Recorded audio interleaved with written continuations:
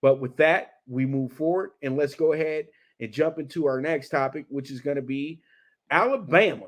Alabama. Is Alabama still elite? Could this be Saban's final season? Well, there's a lot of questions when it comes to Alabama. And Alabama is not who we are used to at this point of the season. Alabama has gone through this a few times early in the year, taking an early loss, and everybody kind of giving up on them quickly because it's out of the conference. It's against a team from Texas, and they just absolutely did not look like themselves the last 2 weeks.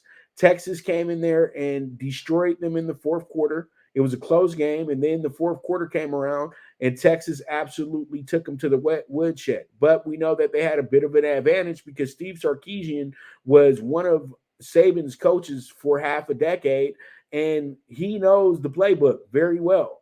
And he knew the tendencies of the defense. He knew exactly what they were going to be doing.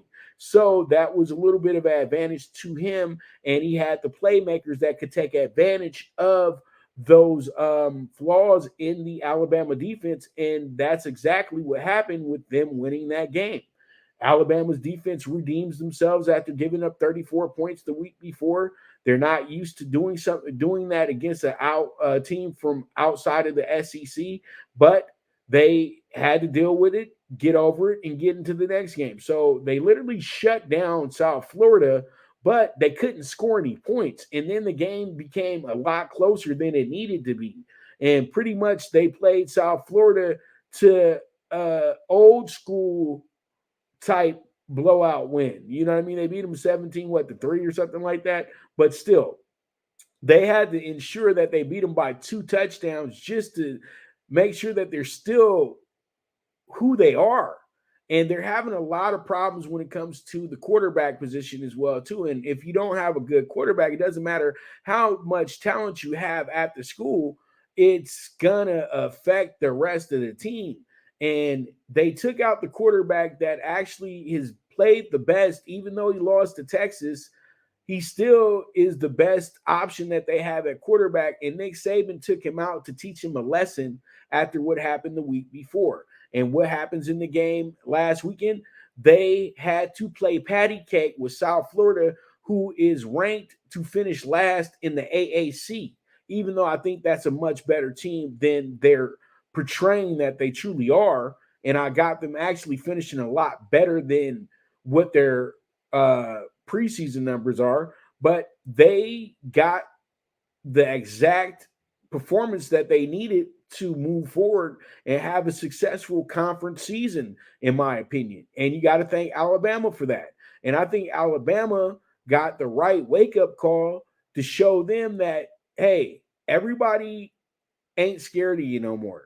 You know, you're not walking through here like Tyson in 1988 and, you've already defeated your opponent. They're looking at you like George Foreman in 1998, 1997 and saying, you know what, we about tired of this. And I done seen you get beat on before. I ain't that scared of you. And that's how it's looking. So pretty much, I truly do feel that when it comes down to it, that this will wind up being a team that's going to go through the motions, but they're going to figure it out.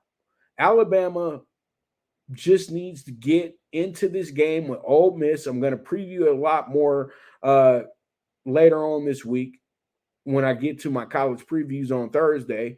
And that's the game that they really need to mark down and know that it's a must-win situation, because if they wind up losing to Ole Miss, then literally they are out of the conversation for a national championship. And I know Nick Saban doesn't want that.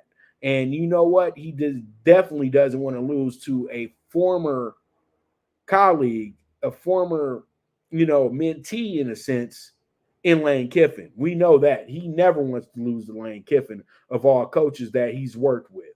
So